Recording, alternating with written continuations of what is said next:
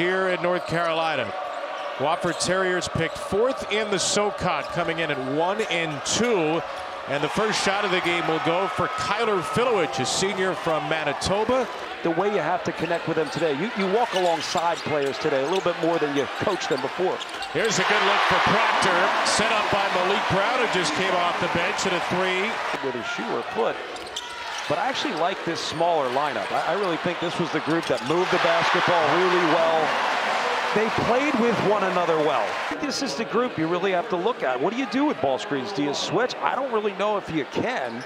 You have multiple playmakers, really all 5 on the floor right now. He won't turn 18 until next month. #1 player in the class. Here's a 3 for Proctor, his second. And Duke's first 3 baskets are all from out there. By moving, by kind of playing to the music, you shoot the ball better because you have better rhythm. Bilovich offensive rebound off the Arrington miss. He'll tee up another. Anthony Arrington Jr. for 4 years at Tulane. He gets it from Flagg. Proctor slashing inside for Malik Brown, who finishes strong. It's such a tough group. I'm telling you, I love how to play, how to move the basketball. When you put all those things together, you see statistics like this. In terms of the group of transfers. It's the transfers you need. I mean, that's the thing. Like, you could go out and get some high-quality, high-dollar talent, but why when you already have it? That's the thing. Like, then you know it's coming. Defense is going to dig down and make you think as opposed to just instinctually make a play. James drives it. Up top, Malawat's back on the floor and an easy dunk. You know how to play. I mean, here's drive, kick. There's the pump fake on the closeout. Get into the paint, head up. Just throw it above the defense. I mean, that's experience. And we got lucky to see a lot of Sion James as Flagg missed a 3 the last 4 years at Tulane. If you watch Sion James, if you talk to Ron Hunter, the Tulane coach, as Foster hits a 3, you know Sion James. Seeing the defense chasing the play. When you chase the play and shots goes up, that means Wofford's not in position to get offensive rebounds. You attack. He's on the bench for the first time. He's got 3 rebounds, 2 assists, and a steal. Nice back up by Tripp, and that ball finds its way in. Might have been touched by Malawat on the way. 12.3 per game leading scorer for Wofford. Terriers 3 for 15 early. Here's Malawat on the roll and finish from Knipple. Got up quickly enough to want the ball on the other wing. Con Knipple, who has opened eyes early in the season. Sets up James for 3. Everything going for Duke. 5 for 9. 5 for 9 on the other. 15-2 Blue Devil run. James got tripped up into Malawat, and Malawat takes a hit and still finishes. Good on the roll, but part of that comes from actually getting the ball when you're open. The Duke guards, which is really any 4 that isn't Malawat, has been able to make the right play, throw over the top. Malawat trusting that when everything outside is telling you, go make money. Flagg, delicious dish to Gumba, his first Duke bucket. Freshman to freshman connection.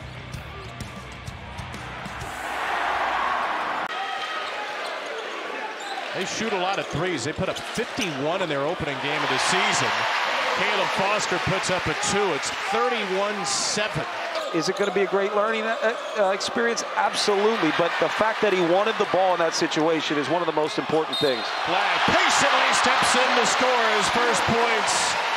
He is that good, and when he gets out in the open floor with his length, his poise, that sit-down, good footwork, games gets easier. Hasn't been there. That's something Duke's going to have to improve upon. They want to beat high-level competition. It's travel. Tripp not called for it. That basket will make it now a 27-4 run. I probably missed it, or yeah, maybe he did. I thought he did. Looks like 3 to me. Just looks good talk. A lot of pointing. Got to be active hands just as much as you're active with your mouth. There's Evans. There's another 3. There's another assist set up by Proctor. Gillis, the only Duke player who's played yet to score. 9 of the 10 have a point for Duke. On the roll, Malawat finishes again. Come on, Malawat with 9. Because these people dress up like it's Halloween too. It's awesome. A noon Saturday, a football Saturday against Wofford. It's as electric as just about ever down in the student section. Finally, Wofford gets a 3 to go. You watch tape, those are things you really want to clean up. You got to say, look, we're getting what we want offensively. Great ball movement. This is beautiful basketball.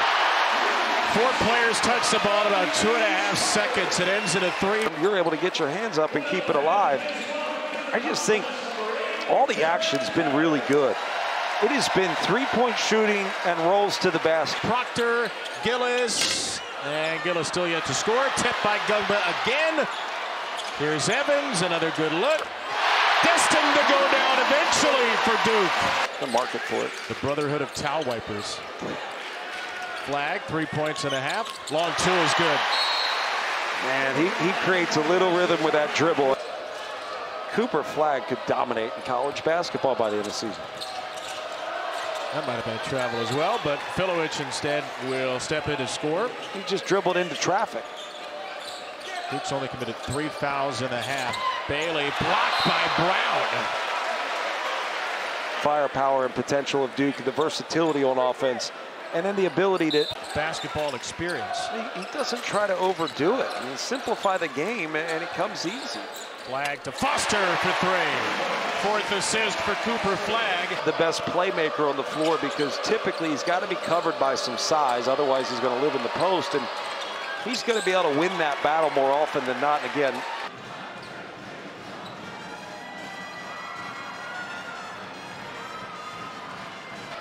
John Shire and Duke, they're going to have a lot to look at defensively, but they've got to clean up. Even up 37, John Shire threw his hands up there. And then Caleb Foster threw the ball up. Malawach has that impact, and again, like I said, Mark Williams did a few years back. Knipple 3, set up once again by Cooper Flagg. You want him to do more often. Just play ball at this level. Make plays. Read the game. That's just terrific basketball. Rarely do we run a play to score anymore. If anything, that's just bad defense. Flagg with a late recovery and the rejection on Bailey. Ahead for Foster. He is blocked and fouled by Tripp. It's one of the, I think the more you get into it, the more you understand, the more you appreciate.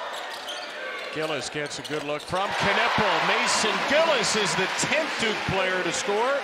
In for the offensive rebound. Wofford just cannot get a clean rebound in this game. Duke is sending players to the glass all over. Brown inside for James. How many of those 10 were wide open? James gets stripped. Nice hands there. Justin Bailey, the only transfer into this year's team. Tripp is set up for 3. Here at Duke, it happened. It happened sort of organically, the way this program's grown. Proctor from Malawach. Tyrese Proctor's got 15, and that's his 4th 3. How about those eyes on Tyrese Proctor in this graphic? Wow. You can't help. I mean, this is just going to be the challenge. You can't help Proctor catch and shoot. Much better to allow them to achieve at the level they expect to achieve.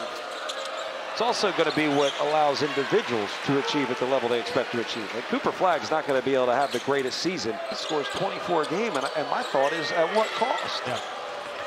Filowich bullying his way into Brown, and Filowich gets the roll. Chance for 3 for Kyler Filowich. 6'9", 250 out of Manitoba. I mean, look, they're all big. Let's be honest. Like, when I walk on the floor, and you just kind of look up, and you see the length, the amount of ground that 5 guys on the floor can cover, like an onion or an ogre. What's your go-to onion? It depends. I mean, like if it's in a... Do you count a shallot as an onion? I think it qualifies. Yeah. Feels more like garlic to me. Very pro shallot. Another good finish by Filowich. Only when I'm cooking Italian. You didn't look at the TV wondering why these guys talking about onions. Here's Foster. Another 3 for Caleb Foster, and that Flagg to Foster connection. How much is playing Kentucky style going to help? Oh, I mean, look, that one, there's so much Kentucky does that you don't see. The teams that are able to expose your defense by getting through all your options and having to counter for whatever you take away. There's the first 3. Cooper Flagg, his first points. So the basket currently ruled good. Wofford keeps the ball. What a possession in a while. Let's get one. In fact, Duke hasn't scored in about 2.5 minutes. Wofford has 7 straight. And a putback by Filowich makes it 9. And shortchanged him. That was his 9th rebound off that miss, so close to his 3rd double-double of the year. Dare you. Evans got a screen from Gillis. Strokes at 3. 15th of the game for Duke. Far be it for me not to listen to the mathematics stack for him, so I think we have our answer. 0 is no longer a number for Dylan Bailey, who is now 1 End of the shot clock, and Evans missed it. Stick back for Mason Gillis. Harris charging the glass, sets up a three for Evans. 86-35. Duke hits 16 three-pointers in the game.